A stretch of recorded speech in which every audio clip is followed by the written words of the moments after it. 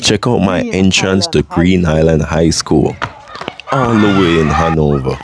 So the kids were celebrating some achievement. I realized all of them had like a certificate. Maybe it's the honor roll students. To shout out to them and the school for inviting me to help them celebrate their special moment. So of course I'm gonna do all type of craziness. I go flick over the people and pick me. I wonder if their parents know say this thing they at school I do. I flick up and down with Anansi-Man. Eh? But honestly, it was really fun. I bet them 5,000 if them can't do what me do.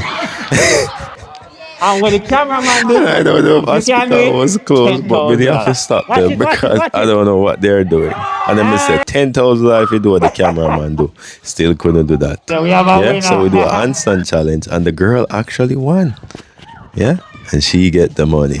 And then I show them a couple more tricks. The teacher, everybody tell me about climb the building. So you know what I do?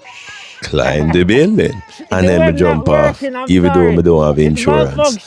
But today I feel brave. Yeah, and God is always with me. So I jump off. We understand the web still not work, but they still wanted autographs. So I gave that to them. So shout out to the students at Green Island High School. Shout out to the staff as well.